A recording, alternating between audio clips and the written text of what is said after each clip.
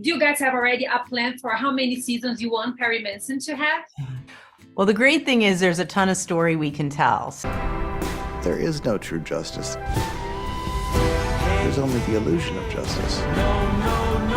The fantasy that truth always prevails. Thank you very much. Hi, Juliet. Hi, Chris. Hi. How are you? Hello.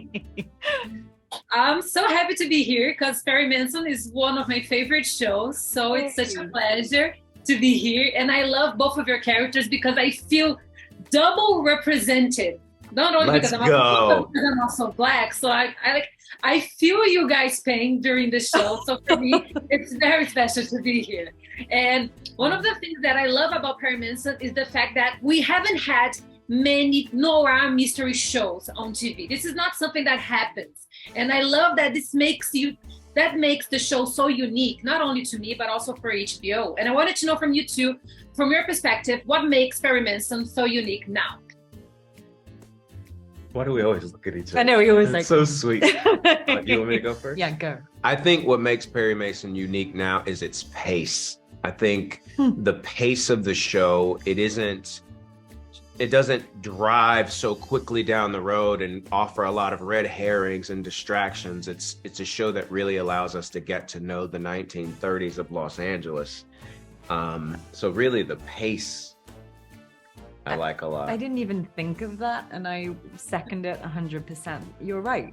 That also, I feel like a lot of shows, without naming any other shows, I don't mean to be critical, but I feel like we're constantly setting up situations that are a little unrealistic just to keep people watching. And this show doesn't do that. I think you just delve deeper and deeper and deeper into these characters and their stories in a very real and painful way at some of the time, and funny way in other moments in the series. But the fabric of this show feels very timely because it's dealing with so many issues that we've been dealing with over the last couple of years. Our three characters start the series so isolated. We're in our own little orbits, kind of just existing and not really sure what the next step is, what we'll be doing next, how we'll keep our jobs, how we'll put money on the, money in the, what's the expression? How we'll put food on the table and money in the bank. No, I like money on the table. Money on the table. And so that feels very sort of in keeping with now. And also the fact that Della's dealing with being a woman in that period, and there's a ceiling that she has not been able to break. And finally, it feels like there might be a way to do that. And I think Paul is also dealing with ceilings everywhere. Yeah. And I think those two issues, particularly Paul's issue, is it's sort of like a mirror image of what we're going through in this moment. So it feels very in keeping with the times. Yeah, I love that answer. And the show tackles many cultural and social subjects that are very contemporary now. When you guys look back at season 1 and season 2, what were the toughest dilemmas that took a toll on you? When you look back and you were like, wow, that moment from the show just ripped me apart. Oh, there's going to be a few. Give me a second. From season 1? And 2, I guess. And 2. And two. Feel free. From season 1, I think one of the biggest issues for Della is needing to break the law to find truth and justice. I think that whole decision in season 1 of the only way to save Emily Dodson and get her, off the hook for something that she didn't do is to break the law and pretend that Perry Mason is this brilliant lawyer when he has no law training. And I think the themes of where those lines are between truth and whether someone's guilty or not sort of play out all the way through both seasons. I'm trying to think specifically of what. I think it is very hard for myself and Paul to fail the people that he loves. And it's just constant. Ever since I met Perry Mason, I've been a failure as a husband. I've been a great father in that I'm present, but I'm only present because I'm unemployed. So it has been any moment that Paul had to look in his wife's eye and see that disappointment is super challenging. I think the going out into the street and facing, white racism, no big deal. That's life. That's what he does every day. That's what he's always done.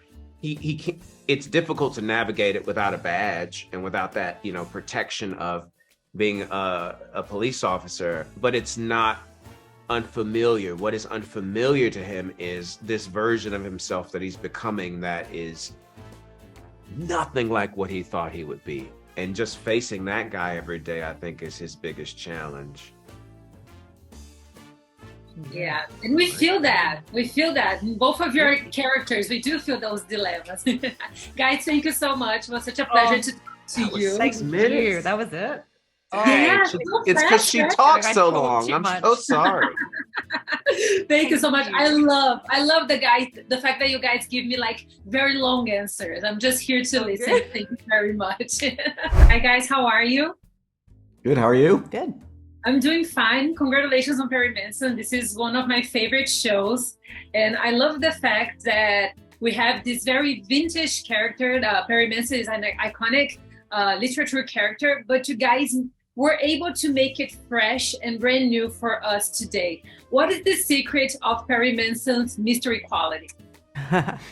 Well, the great thing is that even though the author, Earl Stanley Gardner, he did an incredibly prolific amount of Perry stories, he didn't tell us a lot about Perry, which gave us a ton of leeway to create a really exciting, interesting, flawed, messy human character. And then we were delighted to get Matthew Rhys to be able to embody that. And we have someone who may not be, as educated as the lawyers he's going up against in the courtroom, but he definitely has passion and street smarts. And I think that's just a ton of fun. And then just making him, again, a very flawed, messy individual makes him exciting to watch. And one of my favorite things about Perry Mason is the noir atmosphere that we see all through the show, taking control of the cinematography, direction, and obviously the acting.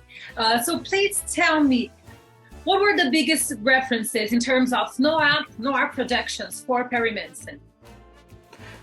Well, I mean, I'll give that to you because it really started with first season. It started with Susan and Robert and Amanda's discussions with Tim Van Patten, who really sort of set the palette. Yeah, and Tim had all these incredible images, mostly still photography, more so than previously made movies. So many of the movies of, that are meant to depict the time, as great as they are, they're very slick. And we wanted something that was gritty and authentic and felt kind of used and worn and smelly and all of that kind of stuff. And so that was the idea set in season 1, and then in season 2, you guys kind of wanted to expand the world a little bit. Right, we wanted to make it, as much as they said if season 1 was under the fedora, this one was expanding on LA, bringing in a little more of, like we say, the sunshine, seeing a little bit more of the have and have nots. So you really get a real span and sense of how big LA is and how much there is to the ideas of LA and the communities of LA. Mm-hmm. Yeah, and I love that because we can see that when we are watching season 2, we see those small changes that make such a huge difference in the show and how we perceive Perry as a character, as a lawyer, and all the other characters as well. And is there a plan? Do you guys have already a plan for how many seasons you want Perry Mason to have? Well, the great thing is there's a ton of story we can tell. So I mean, if we're fortunate enough to do another season or seasons after that, I have all the confidence that, and I actually know that Michael has some incredible ideas on not only how to continue to evolve the characters, but some really interesting new areas of LA as we move forward in time in the 30s. The bar was set so high first season. How do we raise it second season? And now how do we raise it in third season, if we're so lucky? But that's the great thing about Los Angeles is there's 1,000 stories, 1,000 areas to look at. And it's just a treasure chest that just never ends. Yeah, and I'm ready for like 10 seasons of Perry Mason easily. I can take it, keep it coming. And great. Perry Mason got very popular for being able to tackle many different cultural and social subjects that were like based on the 30s, but have everything to do with our society today.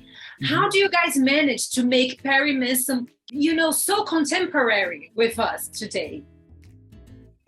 Well, the sad reality is it's not hard, because history repeats itself, and we're looking at history first. We're looking at what was going on in the era, and from that, the story evolves. It just happens that humans are humans, and humanity doesn't necessarily change very quickly. It just ends up reflecting on itself. Oh, I see. Guys, thank you very much. It was such a pleasure to be able to talk to you. I have to say once again that Perry Mason is like one of my favorites. I love noir productions.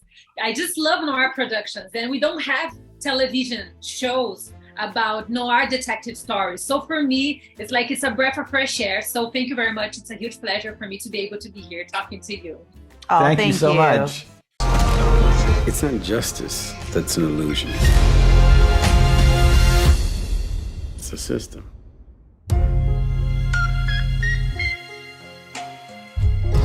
We'll have to ask for a recess. Then we'll need a damn good reason. The judge won't just grant us one. Make something up. Well, isn't that your department? Fair. I'll take care.